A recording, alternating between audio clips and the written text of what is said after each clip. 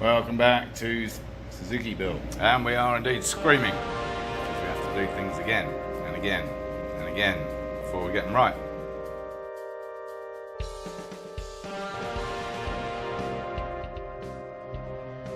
Stage 1 of our new foot pegs also turned up today, and that is a 10 to 8 mil converter for generally used for wing mirrors actually, and I've got one here. Yeah, I had a spare one. I probably took it off the Honda actually.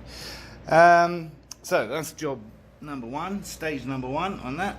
Pegs to follow, and you may have spotted that. Yes, exactly the same as we used on the Yamaha.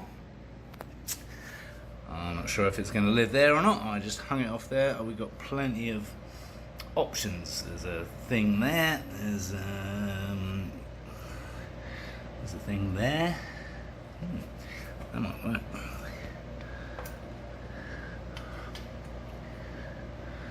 Yeah, it's quite like that. A bit close to the back wheel.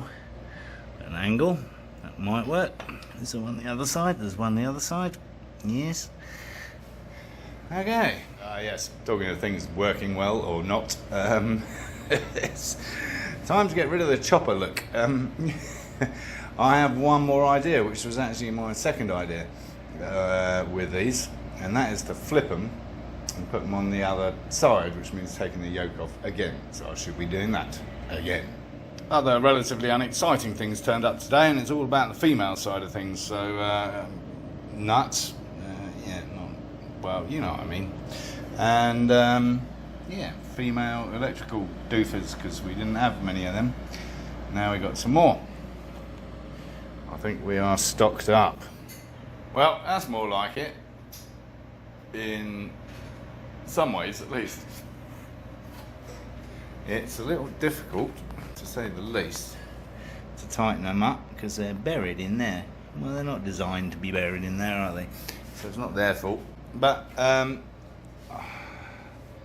think we can live with that, and actually I don't think we'd do any better with straight bars because of that part of the top yoke, which then mounts the speedo, etc. That's going to be in the way regardless, unless you have them up here, and we all know that looks stupid.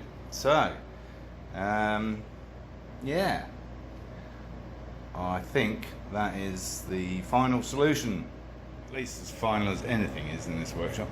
Well, seeing as it's here, it would be rude not to look at the oil catch tank, and we're going to need a longer piece to reach back there.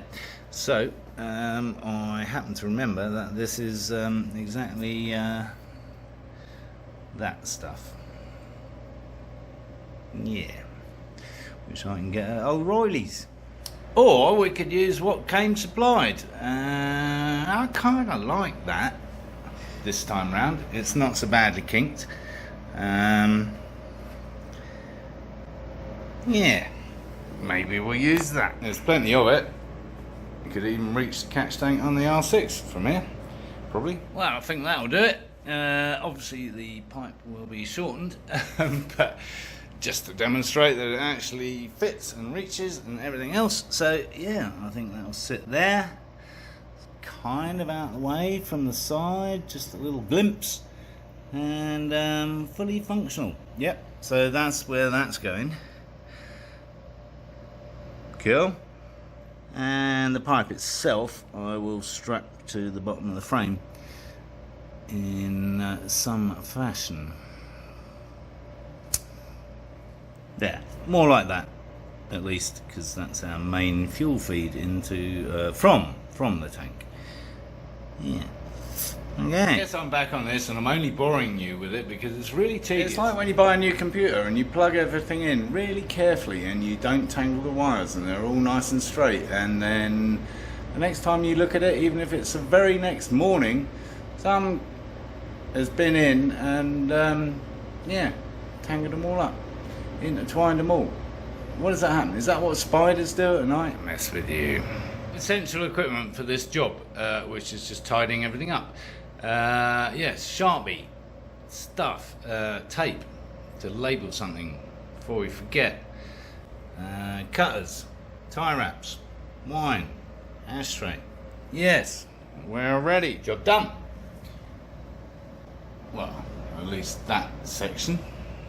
Well, thank God for the wobbly connector, eh? Yes. And of course that socket.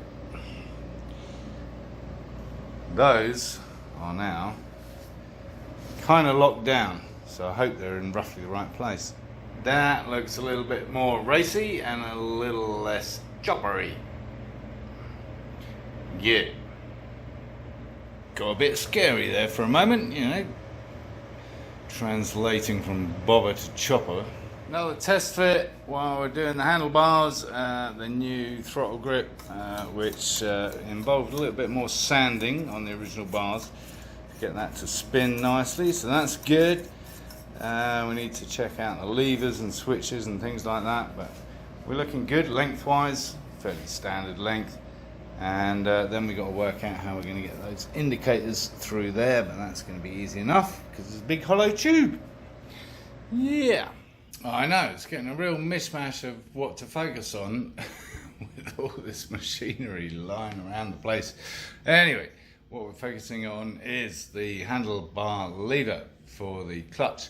And I'm thinking, in this particular instance, I may well put the leverage up front and the switch on the outside. I may not. I'm just exploring possibilities at this point in time. Am I boring you? Am I repeating myself? I think I might be. Yeah. I just love that smell. Does that make me a proper petrol head? Gearhead? Whatever. I don't know. Whatever you want to call it. Anyway, we're mixing up some proper Bondo. I would say that's a generous helping, so it better bloody well do it. Otherwise, we're looking pretty good. Apart from that tiny little bit there and that bit there. Yeah. Continuing on the handlebar theme, put this lever on this side and kind of looking for a place to put that. I'm guessing it's gonna have to go there, really. It's gonna have to sit there somehow. Alright, so it's coming off the speedo mount.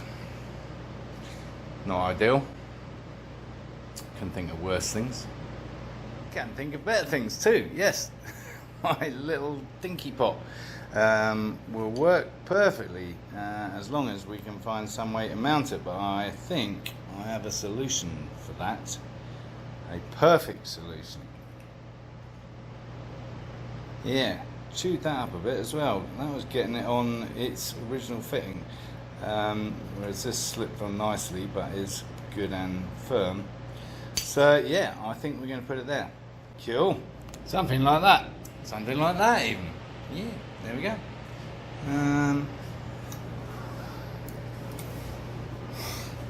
Might need a little bit of a bend in it, otherwise we'll be peeing brake fluid all over everywhere. But that's the general idea. Other side's much easier to fit up, so that's the clutch cable back in, easy peasy. So it's a bit long. Yeah. I don't know where to route it. Might have to take it out again. What a pain. Probably should go behind that cable. Maybe I'll take that cable out anyway. Oh well. Shaping up. So I thought I'd look at the indicators on the handlebars, and luckily these grips, purely by chance, have holes both ends. Trouble at both ends. So that's good.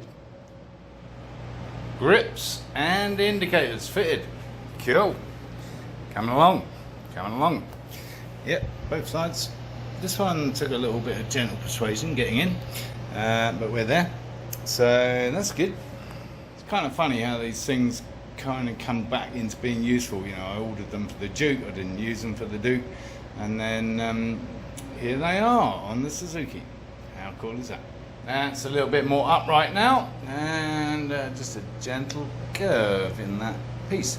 Lovely, yeah, easy. Yeah, not so gentle curve, needs shortening, so that'll just be a straight line from there to there. Well, not a straight line, but you know, I'll have to work out what won't kink. Nothing wrong with Kinks, not the best band in the world, but it was the 60s. Well, I certainly laid it on thick, and my elbow is paying accordingly, but I think we finally got rid of any of the ridges associated with the badge. We've got a few little divots there that will need filling in. Yes, more golfing. And that's only one side of the story. And every story has two sides, according to Martian Dance. So yeah, got to do that as well. This stuff honestly takes hours and hours. And if anyone ever queries, you know, a custom paint job on a fuel tank being like $400 or $500, forget it.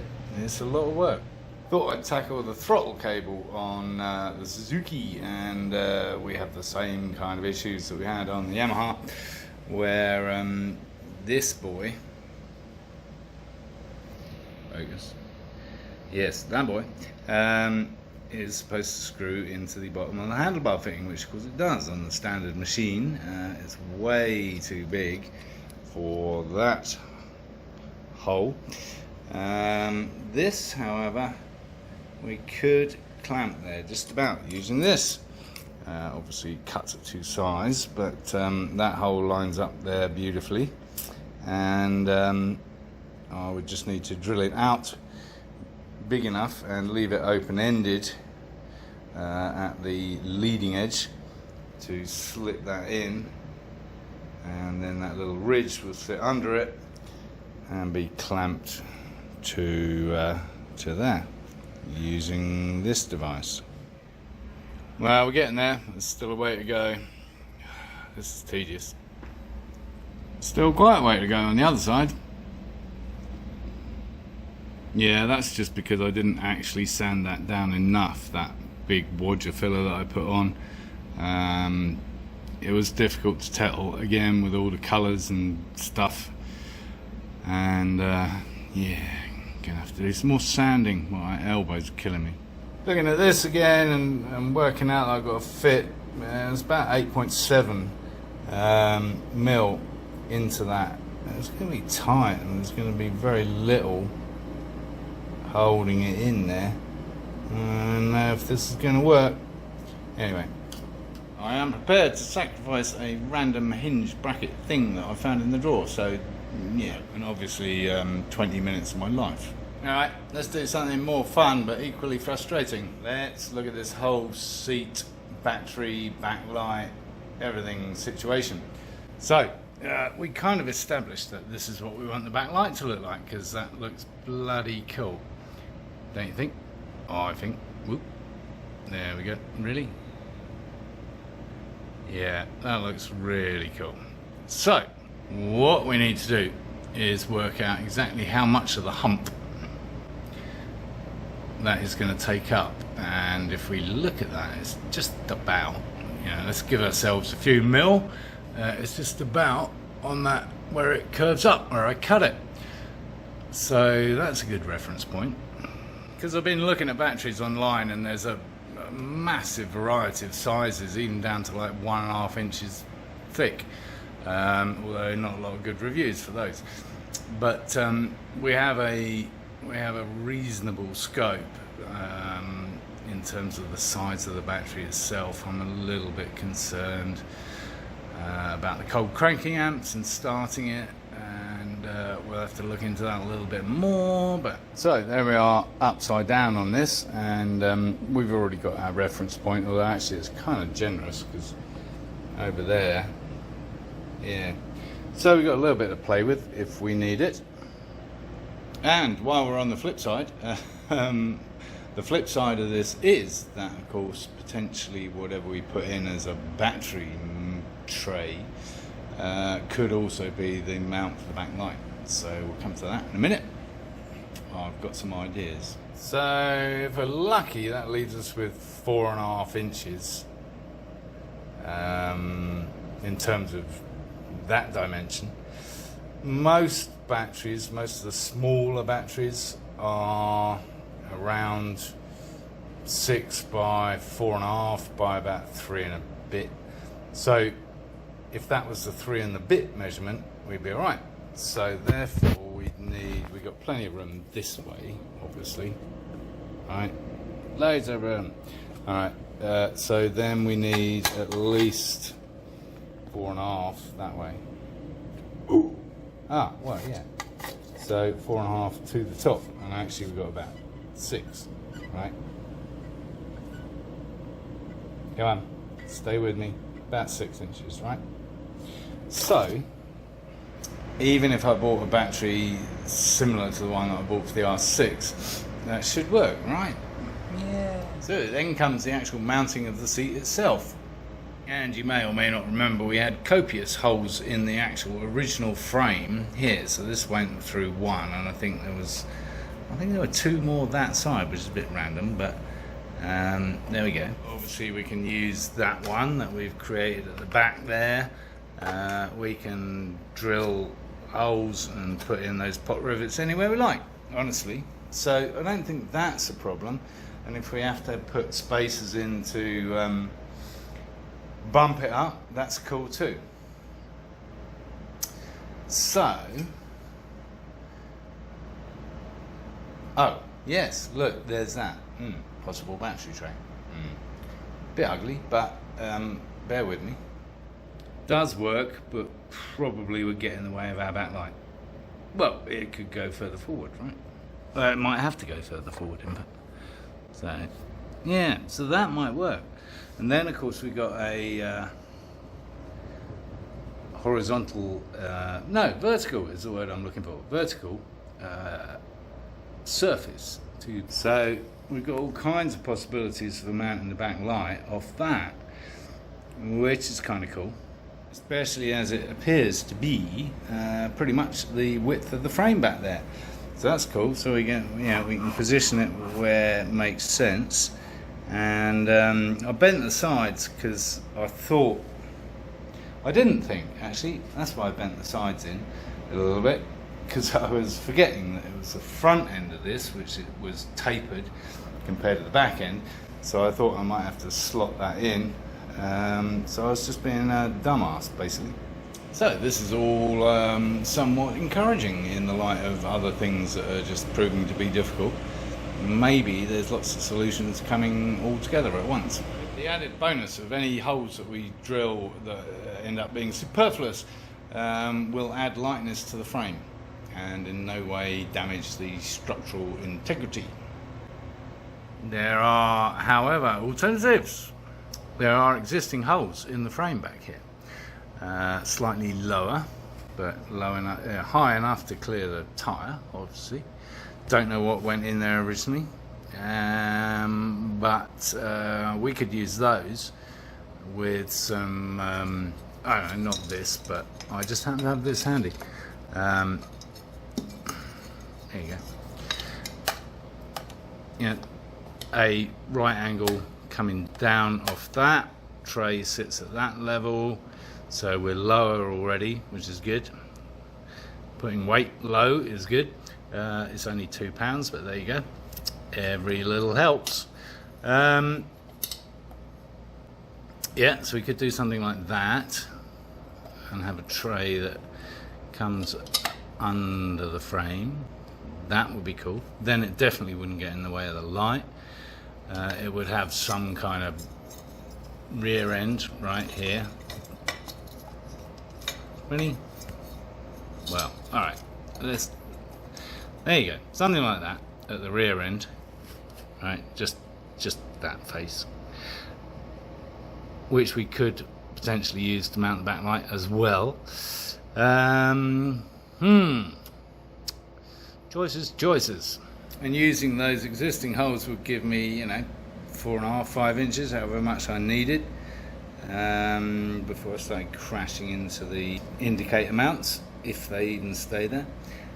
Which is another question entirely, but yeah, so there's plenty of scope for that. I think I'm going to explore this using the existing holes, because they go all the way through, by the way. Yeah, there's the other side of the other side, so that would give me no additional holes and a lower sat battery, which will also give me more scope in terms of the upwardly mobileness of the battery into the oh, it's gone. Anyway, into the seat mound thing. Unfortunately, that means I can't use this previously beautifully constructed semi tray. Yes, I know, I said semi, not semi. I've been here 10 years now. To look at my favourite pot. Is it a pot? It's a tin. My tin of favourite, no, it's my favourite tin of random bits of metal. Just so happens we have just enough of this 1-inch aluminium right angle stuff to do both sides and cut it as long as we want. And that's the next question. How long do we want it? That depends on the size of the battery, doesn't it? So for now I'm going to cut it in half because that will be about 5 1/4 inches. I like this idea because I can use both holes actually, including the indicator mounts, to bolt it in with. So that's rather jolly. And I'm even going to use a hacksaw because I can't be bothered to get the Kawasaki out. Yes, and it's aluminum, so it'll cut easy, right? I've got to be honest, I think I just need some new hacksaw blades. I think they're blunt. We have ourselves the beginnings of a battery tray. And on that cliffhanger, I think we'll call it a day for now, because we're well over around 15 minutes. So thanks for watching as usual, and do tune in next time to see how that battery tray comes along, and all sorts of other things that might be happening, like a new front tyre and yeah. If you haven't already, please subscribe and do encourage others to watch my lunacy.